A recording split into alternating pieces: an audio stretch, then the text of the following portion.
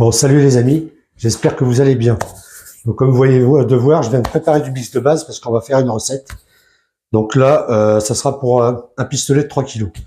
Les dosages que je vais donner. Donc il faut 1700 grammes, donc 1,7 kg de mix de base. Donc pour le mix de base, j'ai pas fait voir ce que je mettais dedans, parce que de toute façon, il n'y a pas de faux mix de base. Il faut savoir qu'il faut du céréales et des légumineux. Donc du 50-50 à peu près, en céréales et en légumineux, avec du collant pour que ça roule bien et tout le tralala, et un peu de gras pour faciliter le roulage, pardon. Donc voilà, chacun fait comme il veut. Bon, pour les céréales, il y a blé, maïs, comme tout le monde connaît. Donc ça, c'est les bases. Et après, il y avait le soja gras, donc qui était vachement facile à rouler. Et voilà. Il y en a qui ont remplacé le soja gras par du soja toasté. Moi, j'ai testé depuis bien longtemps. J'ai abandonné parce que ça roule très mal. Ça assèche vachement la pâte. Donc, c'est très, très difficile à doser le liquide avec. Donc, j'ai arrêté la farine de soja toasté. Le tourteau de soja, pardon. Donc, voilà, ça se vendait en sac de granulés comme ça, là. D'ailleurs, j'avais donné tout mon reste de granulés parce que j'aimais pas du tout. Donc en mix de base, vous pouvez faire ce que vous voulez. Donc pour les légumineux, il faut savoir qu'il y a, pour remplacer le soja ou pour ajouter au soja, vous avez le lupin, la févrole, le petit pois, le pois chiche. Voilà, ça c'est du légumineux. Donc je vais pas faire de cours là-dessus. Il y a voilà. Et après, pour remplacer la matière grasse, vous avez la tailleur, le chènevis. Pour remplacer le soja gras, vous avez un légumineux comme par exemple le petit pois, le pois chiche ou qui a pas beaucoup de matière grasse. Si vous voulez rendre votre pâte un peu plus grasse, vous ajoutez un légumineux qui est riche en lipides et en glucides. Voilà. Donc il y a rien de sorcier, il suffit de choisir ses graines. Voilà. Alors pour rajouter du gras vous avez la tailleur, vous avez le chenille, vous avez le colza, une céréale qui est très très bonne. Donc voilà, c'est à vous de voir. Moi, j'ai fait des mises de base il y a bien longtemps, quand on amorçait à la graine de pigeon. On faisait du mix de base, on faisait un tapis de graines pigeon, on mettait des billes pigeon toutes simples dessus, sans arôme, sans rien du tout. Je me rappelle que à l'époque, on mettait des gouttes essentielles de coriandre.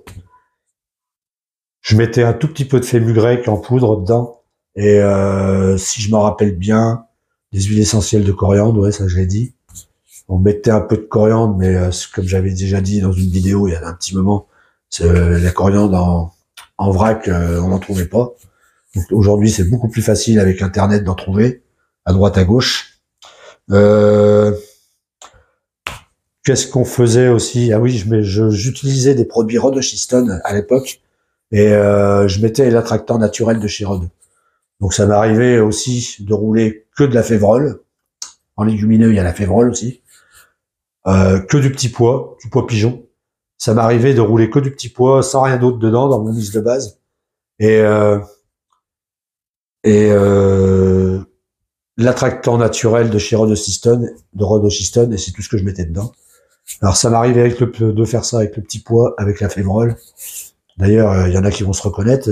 À l'époque, il y a 20-25 ans, il y en a qui venaient me voir au bord de l'eau, qui me demandaient à quoi je pêchais. En fait, c'était que de la farine de févrole. Donc voilà, plein d'anecdotes comme ça.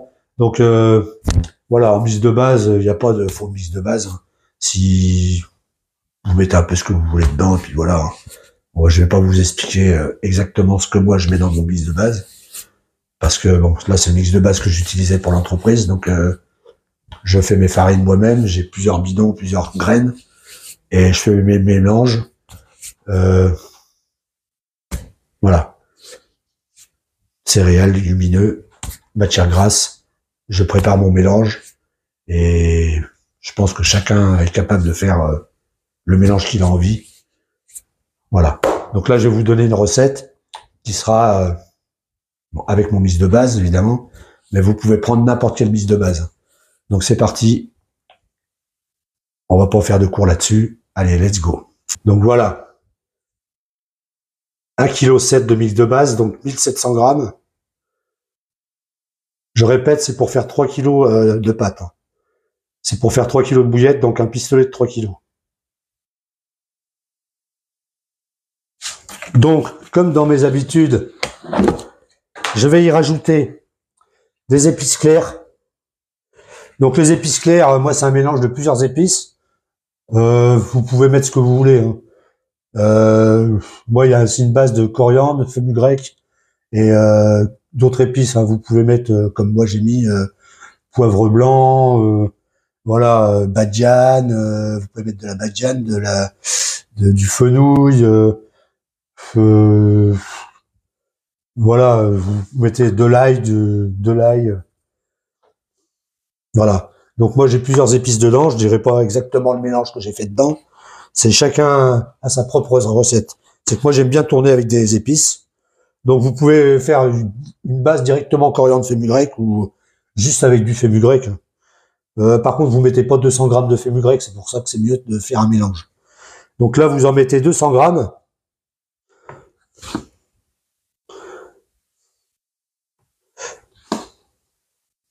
Ouais, déjà il faudra peut-être allumer la balance. Hein. Oh quel abruti. Voilà, c'est mieux. Alors là, on va ajouter 200 grammes. Voilà, c'est bon. D'épices claires. Donc, à votre choix, comme je l'ai dit, chacun ses mélanges.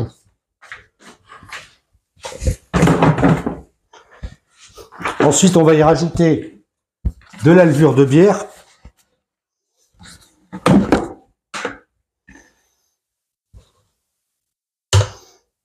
On va y rajouter 100 grammes de levure de bière.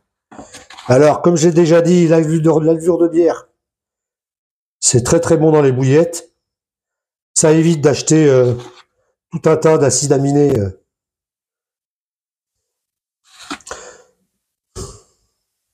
Donc c'est très riche en acides aminés. Très bon pour la digestion. Donc il existe des gélules de levure de bière exprès pour les humains, pour les personnes qui ont du mal à digérer. Hein. Mal à l'estomac, mal à digérer. Donc la levure de bière, c'est très très bon. Et ensuite, on va y rajouter de la poudre d'œuf, tout simplement. Alors moi, j'en mets entre 250 et 260 grammes.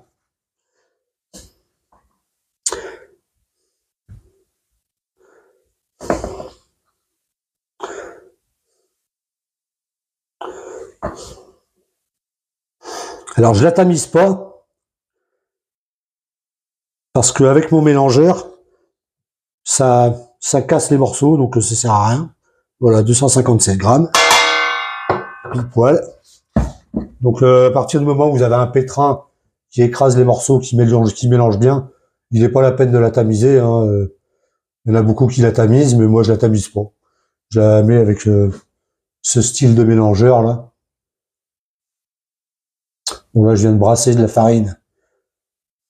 Parce que j'ai préparé un autre mix tout à l'heure pour un copain qui m'a donné des graines. Là. On fait souvent des échanges, il me donne des graines, je lui donne des bouillettes. Donc voilà. Ça, vous le rajoutez là-dedans. Et vous mettez ça sur le pétrin. Hop, on bloque le tout. On ramasse les miettes.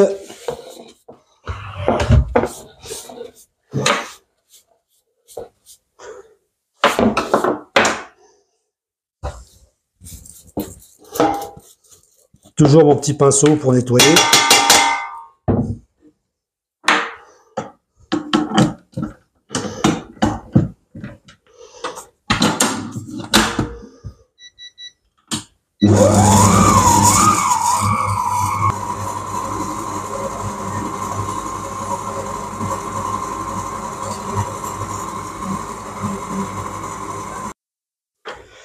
Donc une fois que c'est fini, moi ce que je fais, après vous n'êtes pas obligé de faire comme moi, hein, je le dis bien, c'est que moi je laisse reposer ma pâte, ma farine, vu que c'est une farine qui est juste broyée, c'est pour ça que je stocke pas de farine, elle est chaude et ça roule très mal. Donc moi ce que je fais, je la stocke dans un seau pour une tournée. Comme ça, les ingrédients sont bien mélangés, ont bien le temps de prendre les arômes, les saveurs, les unes avec les autres.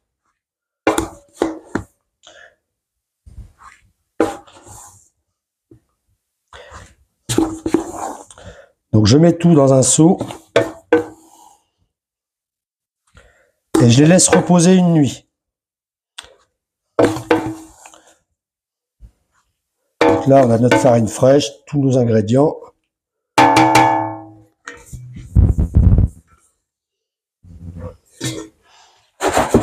Belle couleur.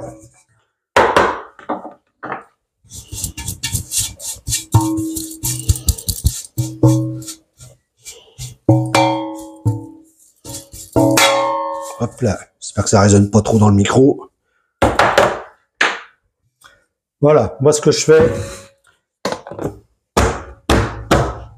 moi je laisse reposer une nuit.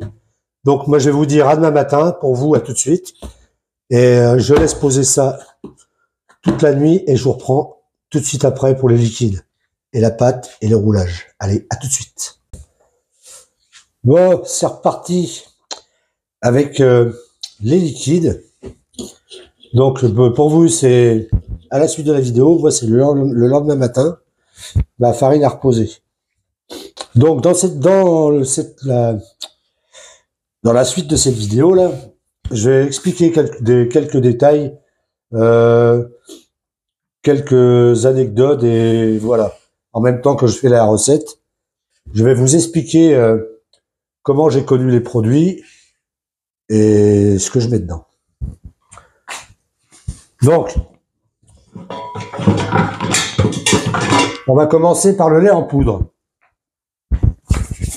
Alors, le lait en poudre, je vous avais expliqué que je mettais plus n'importe quoi, je mets plus du lait de veau. Je mets du lait en poudre chevreau agneau. Alors, dans les années 90, quand j'ai commencé à rouler, ça fait de la poussière, ça.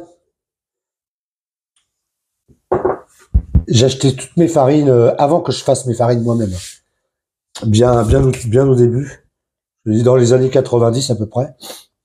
Je sais pas s'il y en a qui connaissaient le magasin entre Thouars et Bressuire.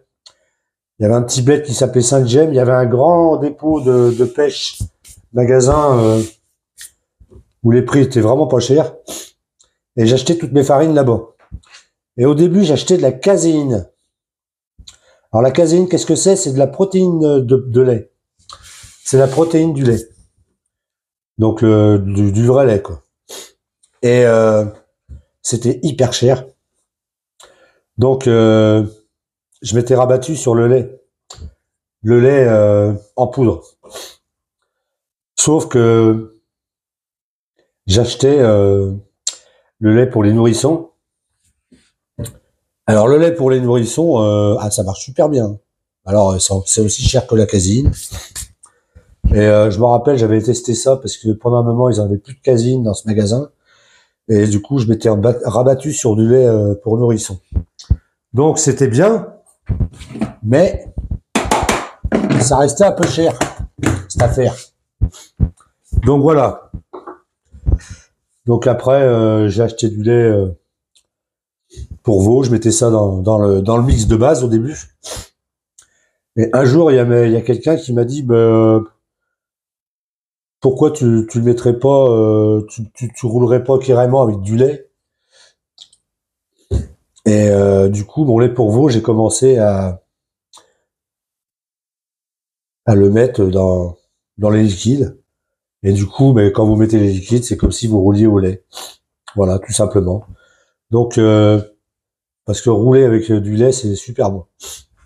Donc voilà, petite anecdote pour ça. Donc ensuite, moi je vais y rajouter le conservateur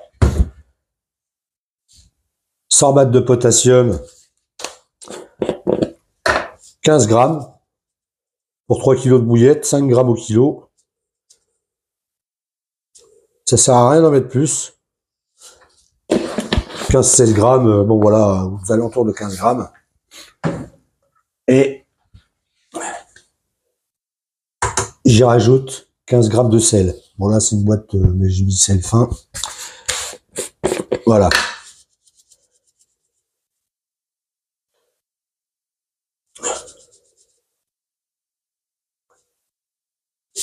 Bon, quasiment à 20 grammes, le sel ça pèse lourd. Mais c'est pas bien grave. Donc voilà. Donc une fois que tout ça c'est mis, le sel, le sorbate de potassium, on va passer au liquide. Donc là, je remets mon truc à zéro et je passe directement au liquide. Donc on va ajouter le fameux arôme que j'ai fait faire en labo. Bon.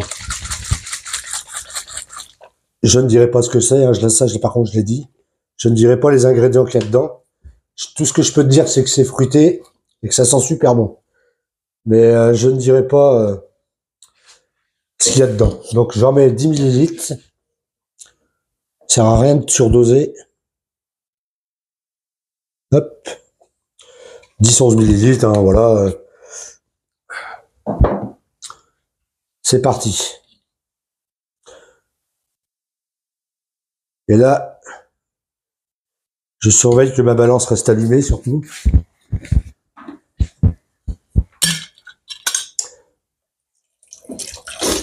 De l'eau en bouteille en verre. Je vais rincer mon truc à chaque fois là.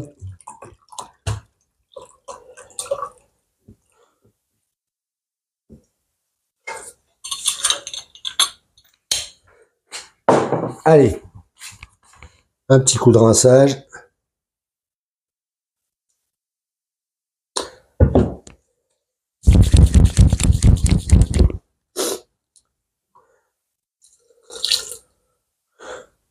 Allez, c'est parti. Donc là, dans cette recette-là, je vais pas mettre d'hydrolysate de foie, de krill et de saumon. J'en mets d'habitude dans toutes mes bouillettes que je vendais. Mais cette fois-ci, j'ai envie de faire simple. Pardon. Donc je vais pas mettre tous ces attractants liquides. Je vais faire vraiment une bouillette assez naturelle. Un truc que je vais expliquer dans cette vidéo. Je sais pas s'il y en a qui connaissent l'Isiocat. Alors là, c'est pareil, dans les années 90, quand j'ai commencé à rouler, il n'y avait pas toutes ces huiles qu'ils font maintenant, là. Et je tournais à l'huile Isiocat. Alors pourquoi l'huile Isiocat? Bah déjà parce que c'était une huile de bonne qualité. C'est toujours une huile de bonne qualité d'ailleurs. Et dans ce fameux magasin là, j'avais croisé quelques rouleurs et tout. Pareil, des gars qui débutaient, qui m'avaient parlé de cette huile-là. Et parce que en fait, ils m'avaient vu dans les rayons. Je sais pas s'il y en a qui s'en rappellent. Dans les rayons pêche, dans ce fameux magasin là, qui était pas loin de chez nous, il y avait des huiles essentielles en rayon pêche, des huiles essentielles à la coriandre. Il y avait mandarine. Je m'en rappelle, ils vendaient de l'huile de héron et de l'huile d'aspi. Et en parlant de coriandre, dans l'Isiocat, il y a de l'extrait de coriandre. Donc c'est une huile qui m'avait vraiment intéressé. Du coup, je roulais à ça. Donc aujourd'hui, on va rouler avec de l'huile Isiocat. On va en mettre 30 ml.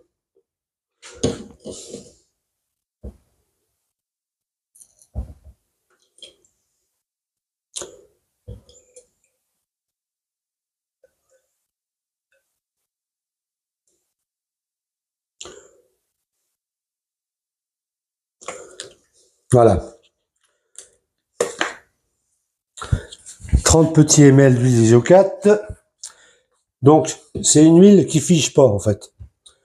L'huile de tournesol, il faut vraiment que ça descende à moins 15, moins 10, moins 15 pour que ça fige. Il y a de l'huile de colza dedans, l'huile de lin et de l'extrait de coriandre. Donc, c'est pour ça que j'ai toujours aimé cette huile. Donc, on va retourner à l'ancienne. On va mettre de l'huile isocate.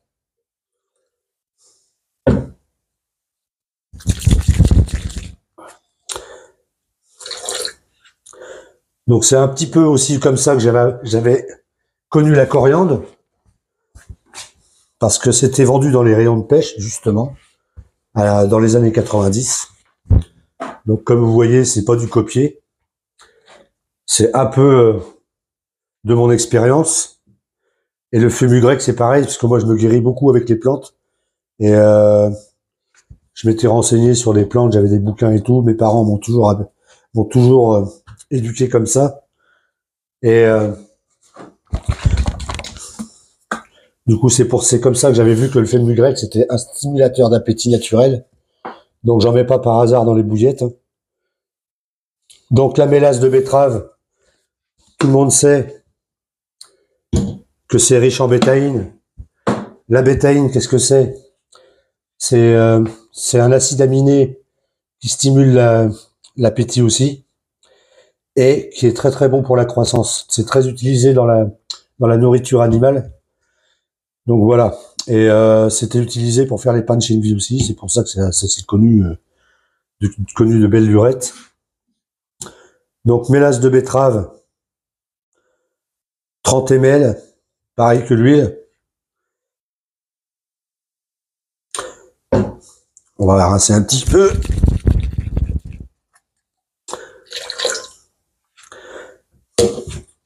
Voilà, j'essaye d'expliquer quelque chose, des trucs. Ça peut être intéressant, ça ne peut ne pas vous intéresser, mais j'explique quand même. Donc le glucose, ça, on peut en mettre comme on veut. Donc là, je vais en mettre 60 ml. Il faut savoir que le glucose, le vrai glucose, c'est fait à base de céréales. C'est du vrai sucre à base de céréales, à base d'amidon. Donc là, le glucose, 60 ml.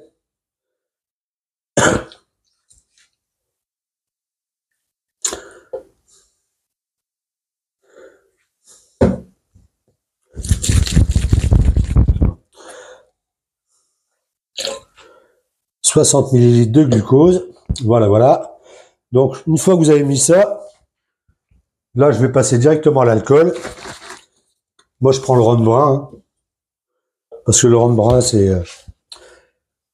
voilà, c'est fait à base d'alcool naturel. 25 ml, pas plus. Bon, ça sert à la diffusion de la bouillette, hein, l'alcool.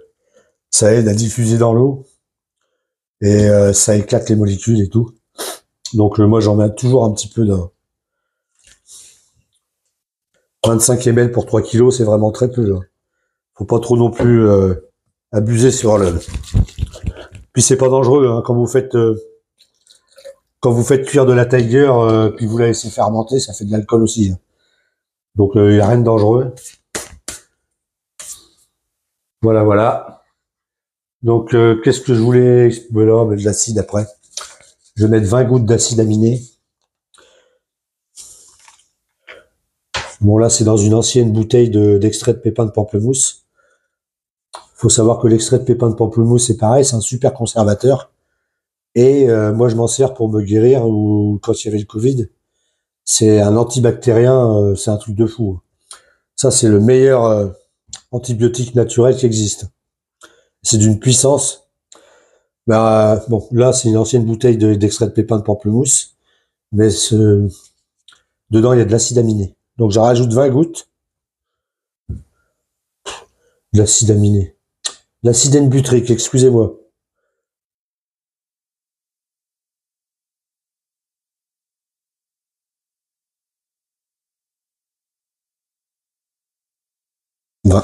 Hop là, 20 petites gouttes comme ça. Alors ça, qu'est-ce que ça, à quoi ça sert? L'acide N-butrique, c'est juste au cas où il y a votre fond serait vaseux, ça aide les arômes à ressortir, si jamais il y a de la vase. Et si jamais votre bouillette est cachée sous les feuilles ou sous des saletés, ça aide à la carpe à la retrouver, quoi. Mais c'est pas très utile non plus, hein. Vous n'êtes pas obligé d'en mettre. Moi, j'en mets dans toutes mes bouillettes parce que j'ai l'habitude d'en mettre. Donc après, ben, je rajoute jusqu'à 930 ml, si je me rappelle bien. Voilà, 750. Ah ben oui, je suis obligé de mettre plus d'eau du coup. J'ai pas mis les attractants. Donc là, je vais rajouter ouais, jusqu'à 900 et des bananes.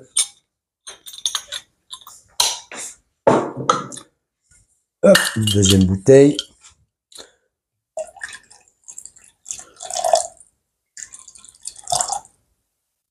Voilà, 930. Tac. Donc là, on est bon. On va mettre le truc à broyer dans... Ouais.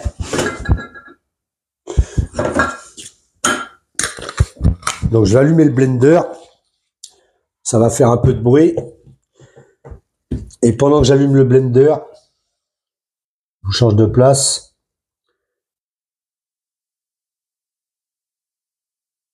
Hop.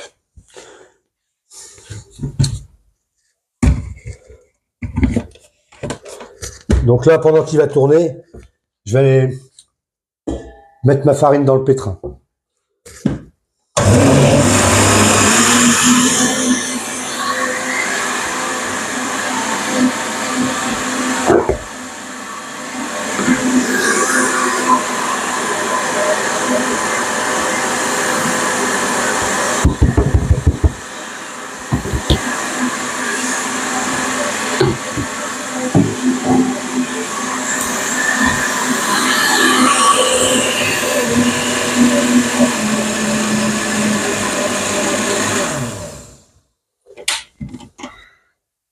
Donc vous voyez, ça fait comme du lait.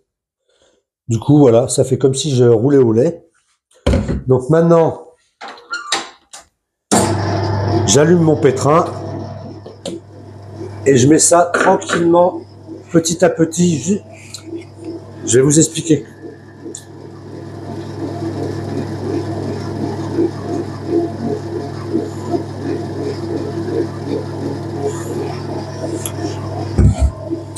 Alors moi, ce que je fais, je mets mon liquide petit à petit dans la farine. Je fais gonfler la farine, en fait. Donc je la pétris à un sacré moment. Parce qu'en fait, le fait de la faire gonfler petit à petit, vous n'avez pas besoin de la faire reposer après. Alors, bon là, je viens de sortir la pâte du pétrin. Hein. Je n'ai pas tout filmé, ça sert à rien de filmer la pâte qui est en train de pétrir. Donc, ce que j'ai oublié de dire dans la vidéo, c'est que j'ai un petit peu modifié mon mix de base. Parce que maintenant que j'ai plus d'entreprise, je peux me permettre de tester autre chose. Donc j'ai modifié quelques dosages pour voir si ça roule bien, si ça tient bien. Bon, pour l'instant, la pâte, franchement, par contre, elle est un petit peu collante. Donc, à mon avis, il fallait que je mette un peu moins de liquide. Mais bon, après ça, je pense que je vais retrouver les dosages. Mais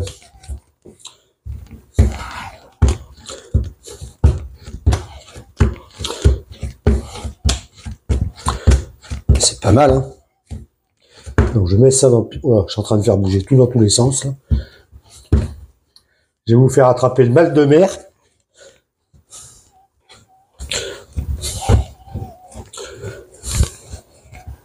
La texture me plaît bien.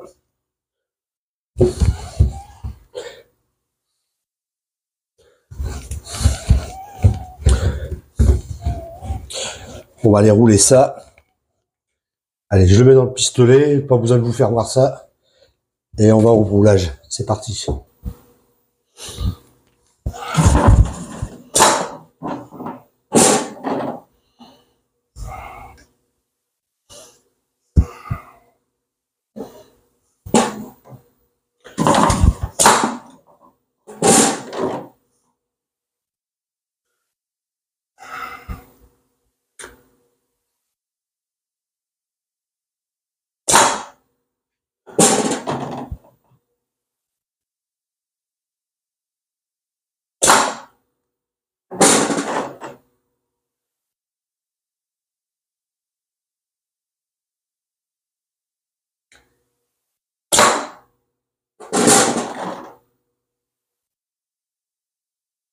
Donc, le roulage est terminé. Bon, je vais faire chauffer le cuiseur vapeur, les mettre à chauffer, à cuire. Et je vous reprends pour la fin et la texture à l'intérieur et tout, et tout, et tout. Voilà. Allez, à tout de suite.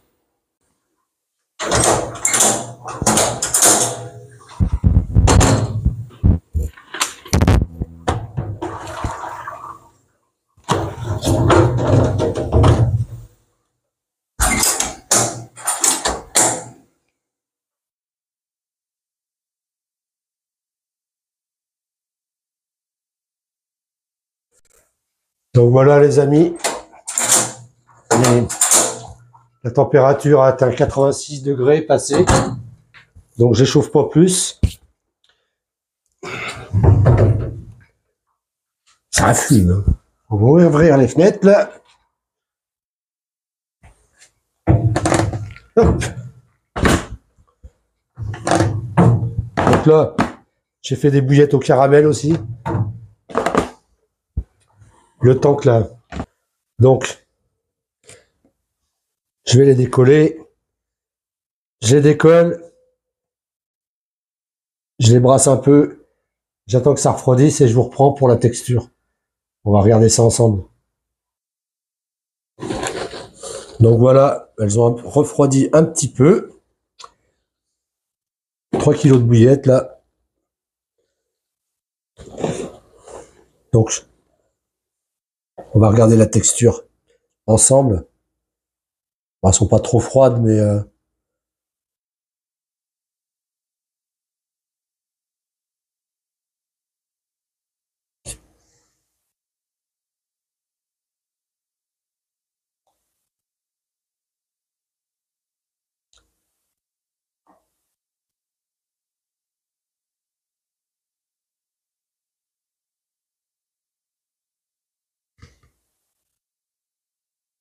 pas évident de près.